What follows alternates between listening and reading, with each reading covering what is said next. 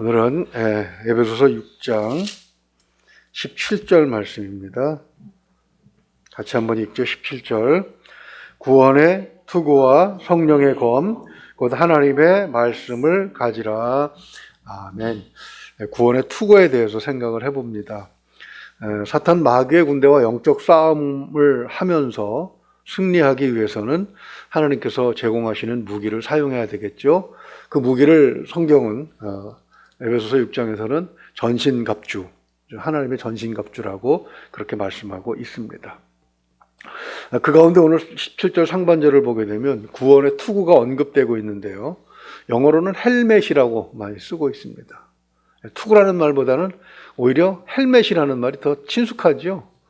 오토바이 타는 사람들도 머리를 보호하기 위해서 헬멧을 쓰고 있고, 또 공사장에서 일하시는 분들도 머리를 보호하기 위해서 헬멧을 쓰고 있습니다. 이 헬멧을 잘 써야 됩니다. 이 끈을 잘 잠궈야 됩니다. 근데 겉멋이 들어가 있는지 아니면 잊었는지 끈을 풀고 차하고 부딪힌 바람에 이렇게 붕 떠서 떨어질 때 어디부터 떨어집니까? 어디가 제일 무거워요? 머리가 제일 무겁지 않습니까? 든 것도 많고. 그 바람에 응급처치도 못하고 그냥 바로 그 자리에서 젊은 친구가 세상을 떠난 그런 경우를 보았습니다. 투구는 굉장히 중요한 의미가 있는 것이죠. 그래서 헬라어를 보게 되면 페리케팔리아라고 얘기하는데, 페리라는 말은 위하여 또는 무엇 때문에라는 의미로 쓰이는 접두어입니다. 케팔라이온이라고 하는 이 헬라어는 핵심이라는 뜻입니다. 메인 포인트, 메인싱, 아주 중요한 부위. 그것을 위한 도구가, 전쟁 그 장비가 바로 투구가 되는 것이지요. 머리는 보호해야 할 만큼 매우 중요하다라는 사실을 굳이 길게 설명할 필요는 없을 것입니다. 다만 영적 전쟁에서 머리는 무엇을 의미하는 것이며 사탄은 어떻게 우리의 머리를 공격하는가, 그것을 어떻게 우리는 막아낼 수 있는가 생각을 항상 하고 있어야 되는 것이죠. 먼저 오늘 본문 말씀을 보게 되면 그냥 투구라고 하지 않고 구원의 투구라고 했습니다. 이 의미가 무엇인가를 먼저 정리를 해야 됩니다. 우리를 보호하는 영적 요소가 있다는 것이죠. 우리를 보호하는 영적 요소들이 여러 가지가 있습니다. 하나님의 사랑이 있죠. 그래서 우리는 사랑의 투구라고 해도 사실은 틀린 말은 아닙니다. 하나님의 은혜를 가지고 우리는 사랑합니다. 은혜 없이 어떻게 사랑합니까? 그래서 은혜의 투구라고 해도 또 틀린 말은 아니죠. 시편 50편 23절을 보게 되면 신앙을 지키는 중요한 요소가 하나 더 언급되어 있습니다. 감사로 제사 드리는 자가 나를 영화롭게 하나니 그의 행위를 옳게 하는 자에게 내가 하나님의 구원을 보이리라. 즉 감사는 나의 신앙 행위를 옳게 해서 영화롭게 하고 하나님과의 관계를 돈독하게 만들어주는 그런 중요한 기능이 있습니다. 그러므로 감사의 투구라고 해도 큰 차이는 없을 것입니다. 그런데 왜 구원의 투구라고 했겠는가? 구원의 투구라는 구절에서 구원의라는 이 단어는 소유격으로 쓰였습니다. 그런데 여러 가지로 그 해석을 할 수가 있어요. 우선 머리를 보호한다는 차원에서 구원을 받게 하는 이런 의미로 사용될 수가 있습니다. 머리가 공격을 받게 되면 죽게 되는 것이죠. 구원이란 죽을 자를 건져주셨다는 그런 의미에서 파생된 그런 생각이죠. 또 이 말씀이 누구에게 주어졌는가라는 관점에서도 생각해 볼 수 있습니다. 이 말씀, 우리가 오늘 읽고 있는 이 말씀은 전도용으로 주신 것은 아닙니다. 이미 구원받아서 에베소 교회의 교인이 된 성도들에게 주신 말씀입니다. 즉 구원받은 자에게 주신 것이죠. 그렇다면 이 구원의라는 말은 소속을 의미하는 바도 됩니다. 이 투구는 바로 그런 의미, 즉 내가 어디에 소속되어 있다라는 표시로 사용되어 있는 것이죠. 그러므로 구원받은 자가 써야 할 투구가 따로 있다는 것입니다. 이 두 가지 의미를 동시에 가지고 있다고 보는 것이 옳아요. 어느 것 한쪽으로 키우는 것이 아니라 데살로니가전서 5장 8절을 보게 되면 우리는 낮에 속하였으니 정신을 차리고 믿음과 사랑에 호심경을 붙이고 구원의 소망의 투구를 쓰자 이렇게 말씀하고 있습니다. 구원의 투구에다가 뭘 하나 더 붙여요. 소망의 투구를 쓰고 있습니다. 붙이고 있습니다. 이 말씀은 우리가 낮에 속한 건 사실이에요. 이미 구원받았기 때문에 하나님의 자녀가 되었습니다. 그래서 낮에 속했지만 그러나 구원이 완성된 건 아니라. 우리가 하나님의 나라에 완전히 들어간 것은 아니기 때문에 그래서 영적 전쟁을 하는 겁니다. 그 승리를 완전히 쟁취하기 위해서. 그래서 구원을 어떻게 하고 있는 중에 완성을 향해서 가고 있는 것이지요. 바로 완전한 구원에 이르는 소망을 가지고 구원받은 자의 부대에 소속된 이 정체성이 바로 우리의 정체성인 것입니다. 아직 완전히 성취되지 않은 구원받은 자의 부대에 속해 있지만 그 구원을, 승리를 완전하게 쟁취하기 위해서 싸우고 있는 그런 사람들이 바로 신앙인이라는 그런 의미가 있는 것입니다. 그래서 구원의 투구란 이 두 가지 의미를 다 갖고 있습니다. 구원받은 부대에 속한, 그러면서 승리를 완성하기 위해서 지금도 싸우고 있는 그런 의미가 여기 들어있는 것이죠. 자, 그렇다면 왜 투구를 써야 하는가? 머리가 중요하니까 써야 되지만 사도 바울은 이 투구를 어디에서 따서 비유로 사용하고 있는 것입니까?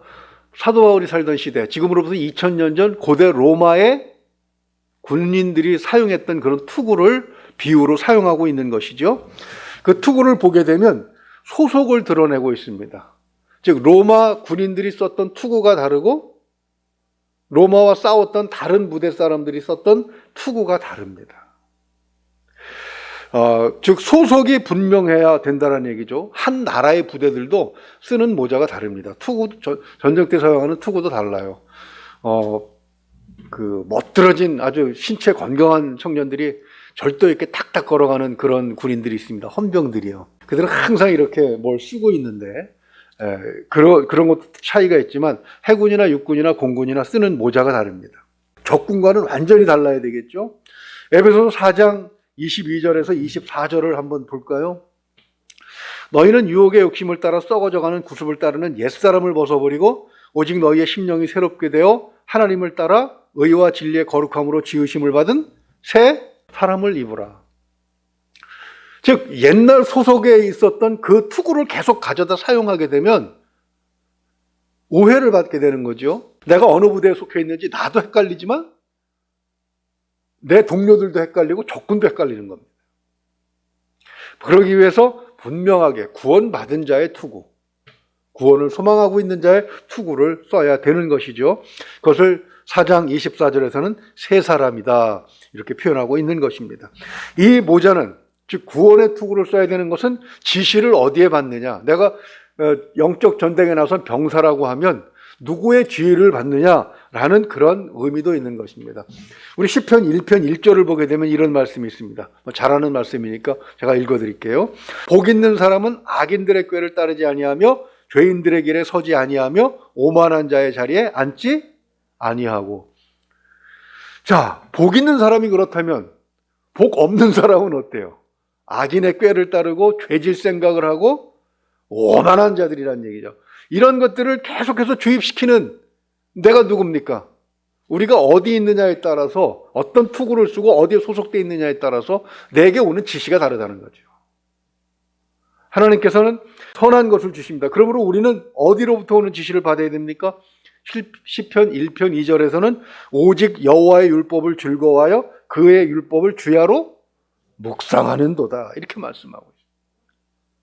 구원의 투구란 지시를 어디서 받느냐 그것을 분명하게 해주는 것이죠. 그리고 이 구원의 투구를 써야 되는 것은 동료를 분별하기 위해서 써야 됩니다. 휴전을 앞두고 한 채의 땅이라도 더 차지하기 위해서 휴전이 성립되면 전쟁이 일단은 끝나잖아요. 그 휴전선이나 국경이 그어지게 되면 바꾸기 참 힘듭니다. 그래서 한 채의 땅이라도 더 차지하려고 밤중까지 싸웠다는 거죠. 그런데 밤중에는 피하가 구별이 안 됩니다. 누가 적인지 누가 같은 편인지 구별이 안 돼요. 우리와 북한 괴뢰군이 어떻게 그럼 구별하고 서로 싸웠겠습니까? 딱 누구 상대방이 나타나면 머리부터 서로 만졌대요. 그래서 빡빡머리는 북한 괴뢰군. 이렇게 머리가 있으면 대한민국 군인 해서 그 다음에 이제 어떤 행동을 했다는 것이지요. 고대 로마 시대의 전투도 육탄전에 돌입하면 피와 구별이 쉽지가 않았습니다. 섞여서 지금처럼 멀리서 총을 쏘는 그런 전쟁이 아니었기 때문에 가장 눈에 띄는 것이 바로 투구가 되는 것이죠. 멀리서 지휘관들이 이 투구의 움직임을 보고 작전을 짜게 됩니다. 그리고 작전을 지시하게 되는 것이죠. 그런데 우리가 머리를 보호한다고 아무 투구나 갖다가 쓰게 되면 어떻게 되겠습니까? 주위에 혼란이 오겠죠. 바로 그런 것을 방배하기 위해서라도 우리는 분명한 구원의 투구를 써야 되는 것이죠. 그런데 놀랍게도 역사를 보고 또 오늘날 우리의 상황을 보게 되면 같은 크리스찬끼리 싸우는 경우도 많이 있습니다. 왜 교회 안에서 보수와 진보가 싸우고, 왜 교회 안에서 경상도와 전라도가 싸우고 그러는지 모르겠어요.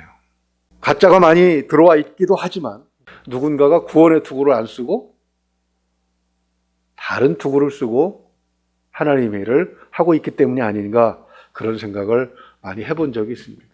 우리가 써야 할 것은 구원의 투구라는 사실을 우리는 기억해야 하는 것이죠. 투구는 결국 사탄의 공격을 막기 위해서 우리가 사용하는 것인데, 사탄은 우리를 어떻게 공격하느냐? 머리는 무엇을 하는 것입니까? 기억을 하는 것이죠. 지식을 저장해 놓는 것입니다. 우리의 지식을 공격을 합니다. 가슴은 생각하고 감정을 느낍니다. 근데 머리는 지식을 하고 지식을 가지고 배우고 싹 저장을 하고, 그리고 그것을 가지고 판단을 합니다. 여기에다가 뭘 집어넣어요?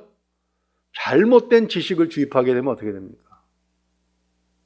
이게 완전히 다른 생각을 하게 되는 것이죠.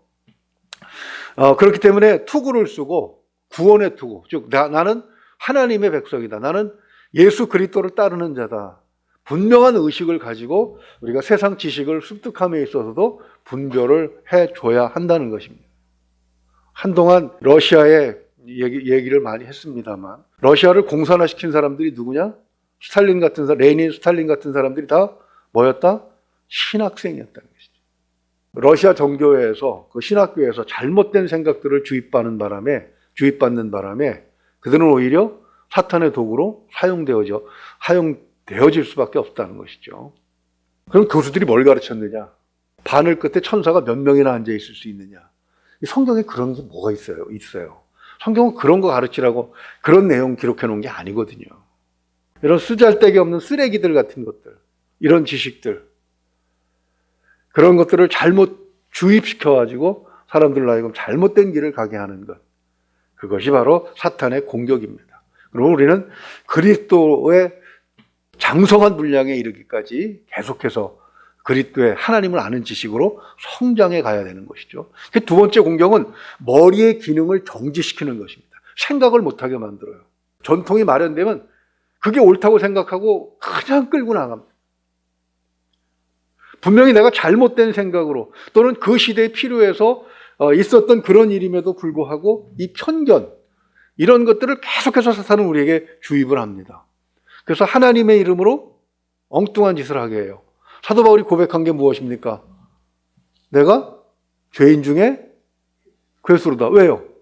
유대교에서 주입한 그런 생각을 가지고 그것만 옳다고 생각하고 정말 하나님의 뜻이 무엇인지에 대해서 생각을 하는 기능이 없었기 때문에 그렇다는 거예요. 그러나 성경을 보게 되면 하나님께서 6월절 예식을 매년 하라고 명령하셨습니다. 그 이유가 무엇입니까? 예식을 치를 때 어린아이들이 왜 이런 것을 합니까? 라고 질문을 유도하라는 것이죠. 그게 무슨 얘기입니까? 질문을 하는 것은 머리의 기능을 살려주라는 것입니다. 생각하는 기능을 키워주라는 것입니다. 그럴 때 대답을 해주는 거예요. 하나님께서 우리에게 이렇게 하셨다.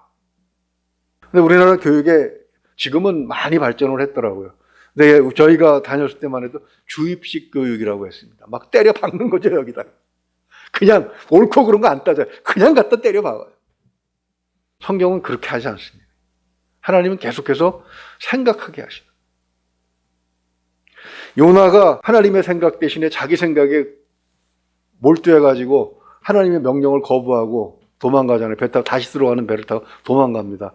하나님께서 너 잘못했어. 그리고 그렇게 말씀하시냐고 그를 잡아다가 어디에요? 결국 뱃속에 집어넣죠. 그 뱃속에서 사흘 동안 요나가 생각을 합니다. 내가 왜 이런 일을 당해야 되지? 내 생각과 하나님의 생각은 뭐가 틀렸지? 그러면서 비로소 하나님 앞에 자신의 잘못을 회개하고 나오잖아요. 바로 그런 것처럼 생각을 해야 되는 것입니다. 사도행전 17장을 보게 되면 베로아 교인들이 나옵니다. 그들을 신사라고 성경이 표현하고 있습니다. 이것이 정말 그런가 하여 날마다 상고했다는 것이죠. 그래서 큐티는 굉장히 좋은 습관이고 또 하나님 말씀을 내 삶에 적용하는 데 있어서 어떻게 이것을 내 삶에 적용할 것인가 굉장히 중요한 그런 훈련을 준다고 생각합니다. 이걸 못하게 하는 게 바로 사탄이 우리의 머리의 기능, 생각의 기능을 정지하는 거죠. 그리고 아예 세 번째는 머리를 잘라버립니다. 적들은 공격을 하면서 머리를 공격합니다. 왜요? 머리를 자르면 사지가 아무리 튼튼해도 아무 일도 못하기 때문이죠. 우리 교회의 머리는 누굽니까? 그리스도시죠. 에베소서에서 계속 강조하는 것이 그리스도가 우리의 머리 되신 분이라고 말씀하고 있죠. 그런데 그리스도와 우리를 자꾸 분리해 놓는 거예요. 예수님 없는 교회도 있습니다. 십자가는 세워놨는데 예수님의 진리를 가르치지 않는 그런 교회들, 바로 그리스 정교회 같은 경우. 그래서 결국 누가 차지합니까? 마르크스 레닌이 그 교회의 머리가 돼서 결국 그 사회가 지금도 고통 가운데 있지 않습니까? 바로 그런 경우들. 그렇게 그리스도와 우리 사회를 분리해 놓습니다. 우리 사회도 그렇게 분리된 사람들이 많습니다. 그리스도 대신에 그 자리에 누구 세워요? 그 자리에 정명석이가 들어가기도 하고 그 자리에 이만희가 들어가기도 하고 문선명이 들어가기도 하고 안상홍이 들어가기도 하고 그렇습니다. 그런 사람들이 계속 나오고 있지 않습니까?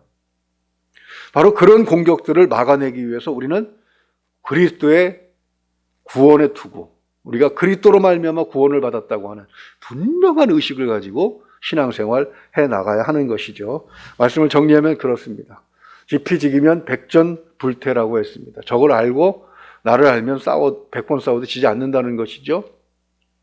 바로 그것처럼 사탄의 공격이 이런 식으로 우리의 생각과 우리의 마음, 감정을 지배하기도 하지만 또 우리의 지식을 공격하기도 한다는 것, 우리의 뇌의 기능을 정지시킨다고 하는 것, 온갖 편견과 고집, 이런 것들로 우리로 하여금 우리를 망하게 만드는 길로 인도한다는 사실도 우리는 생각을 해야 합니다.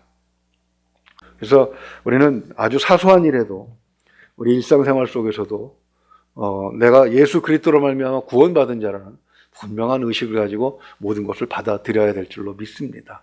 그러면 누가 와도 흔들리지 않는 것이죠. 흔들리지 않는 신앙생활 속에서 하나님이 주시는 은혜로 오늘도 풍성한 삶이 되시기를 주님의 이름으로 축원을 드립니다. 기도하겠습니다. 은혜가 풍성하신 우리 아버지 하나님, 사탄이 우리의 머리를, 우리의 지식을 공격하고 우리의 생각을 공격하고 심지어는 그리스도와 우리 사이를 갈라놓는 그런 공격을 해댄다는 사실을 말씀을 통해서 확인했습니다.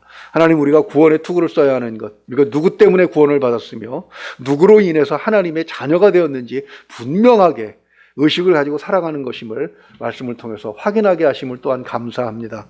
하나님, 우리 그리스도 외에는 다른 길이 없다는 분명한 의식을 가지고 우리의 삶을 살아갈 수 있도록 하나님 도와주시옵소서.